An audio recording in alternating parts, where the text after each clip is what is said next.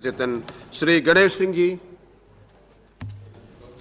सभापति महोदय, सबसे पहले मैं आपको धन्यवाद दूंगा। रेलवे की जो अनुदान मांगों की यहाँ पर चर्चा हो रही है, उस पर मैं कुछ बिंदुओं पर माननीय मंत्री जी का ध्यान आकृष्ट कराना चाहूँगा। 3 जुलाई को जब रेल मंत्री जी यहाँ पर बजट प्रस्तुत कर रही थी, तब वो बहुत आत्मविश्वास से भरी हुई थी। लेकिन 5 महीने बीत गए, 6ठा महीना शुरू है और जो घोषणाएं उन्होंने पहले की थीं, उनमें बहुत सारी ऐसी घोषणाएं हैं जिनको अभी तक प्रारंभ ही नहीं किया गया। और इनके आत्मविश्वास को मुझे लगता है तब ठेस पहुंची है जब लगातार कई रेल एक्सीडेंट हुए। जो इनकी प्राथमिकताएं थीं, उन प्राथमिकताओं को रेलवे प्रशासन ने किसी भी तरह से तवज्जो नहीं दिया। इनकी जो प्राथमिकताएं थीं, उनमें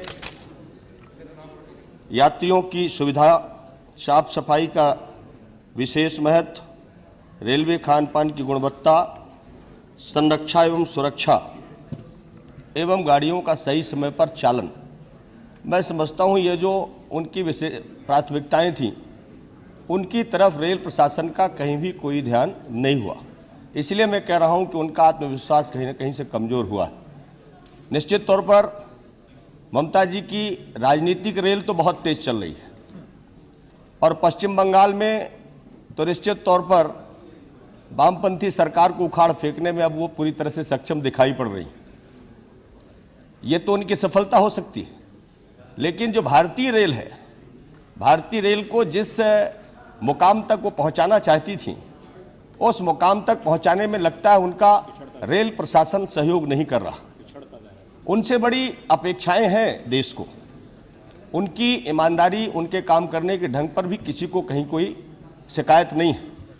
लेकिन मुझे एक पुराने रेल मंत्री जी के कथन को मैं याद कर रहा हूँ।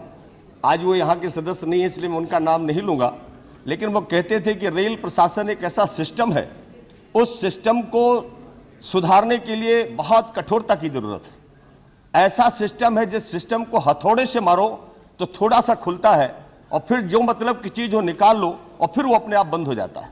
मुझे लगता है बार बार हैमरिंग करनी पड़ेगी। रेल सिस्टम पूरी तरह से ऐसी व्यवस्था पर चल रहा है जैसे उनका कोई कुछ बिगाड़ नहीं सकता। जगह जगह इस सदन में लगातार माननीय सांसदों ने अपने क्षेत्र की समस्याओं को रखा। मैं समझता हूं अगर माननीय सांसदों के क्षेत्र की समस्याओं को रेलवे ने अगर कहीं सूचीबद्ध किया है और सूचीबद्ध के आधार पर अगर ये अपने पंचवर्षीय कार्यक्रम तैयार किए होते, तो मुझे लगता है कि बार बार इतनी बड़ी संख्या में लोगों को अपने क्षेत्र की समस्याओं के बारे में बोलने की जरूरत नहीं होती। आज दिक्कत इसी बात की है, छोटी छोटी बातों पर रेलवे का लिखा पत्र आता है, ये फिजिबल नहीं है, ये उपयुक्त नहीं है। मैं पूछना चाहता हूं, इन शब्दों का कोई महत्व है क्या? रेल मंत्रालय, रेल मंत्री पूरी तरह से सदन को आश्वस्त करते हैं हर बार कि हम ये करना चाहते हैं, हम ये आपको सुविधाओं से जुड़ना चाहते हैं, विश्व स्तर की रेलवे आप बनाना चाहते हैं। माननीय सांसद लगातार 5 साल से 10 साल से एक एक बात को कहते रहते हैं, लेकिन पता नहीं उस बात को पूरा करने में क्या दिक्कत हो रही है। अगर बजट की समस्या है तो बताइए, अगर वो वाकई में काम नहीं हो सकता तो लिखित में भेजिए। दोबारा वो सांसद मांग करना बंद कर देंगे, लेकिन ना तो लिखित में आएगा ना तो आप काम करेंगे। लगातार सांसदों की उपेक्षा हो रही है। और मैं कहना चाहता हूं माननीय सभापति महोदय, जब क्षेत्र में हम लोग जाते हैं, लोग कहते हैं छोटे छोटे काम नहीं करा पा रहे आप लोग। मैं ममता जी को धन्यवाद भी देना चाहूंगा, एक बहुत छोटा सा काम उनके द्वारा हुआ है, इसलिए धन्यवाद भी देना चाहूंगा। मैं रेल प्रशासन पर जो प्रहार करना चाहता हूं कि रेल प्रशासन को वो सुधारें, रेल प्रशासन पर अमूलचूल परिवर्तन लाएं। एक छोटी सी गाड़ी थी, उस गाड़ी का समय परिवर्तित किया जो पिछले 5 साल से हम मांग रहे थे। एक तरफ का समय तो आपने परिवर्तित कर दिया रीवा नई दिल्ली का, मैं आपको धन्यवाद देना चाहता हूं।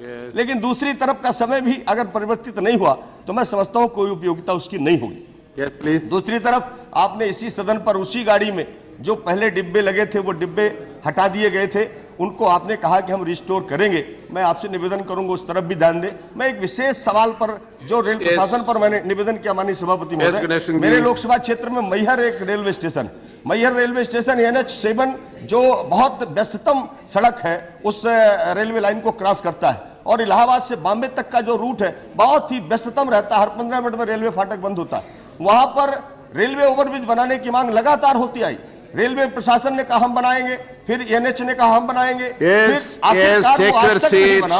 अब मैं निवेदन करना चाहता हूं, मेरी राज्य सरकार उसमें 50% का शेयर करने को तैयार है। उन्होंने पैसा भी जमा कर दिया, लेकिन रेल प्रशासन अभी भी उस पर कोई कार्रवाई नहीं करना चाहता। मैं चाहता हूं कि जहां ऐसे व्यस्ततम मार्ग हैं, जहां एनएच क्रॉसिंग हो रही है और उसमें आज तक अंडरब्रिज और ओवरब्रिज नहीं बना सके, मैं जानना चाहता हूं कैसी व्यवस्था है आपकी, क्या प्राथमिकता तय करते हैं आप लोग, किस तरह से रेल प्रशासन को चलाना चाहते हैं आप लोग, विश्व स्तर के रेलवे बनाने की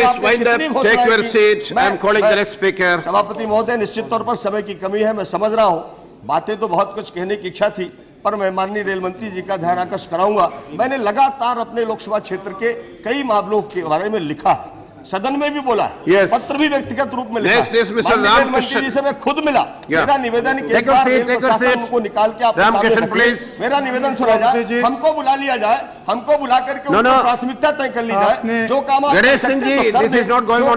अनुदान के पूरक मांगों पर बोलने का अवसर दिया है, धन्यवाद। मैं जिन क्षेत्र से not allowed, you cannot place it on the table।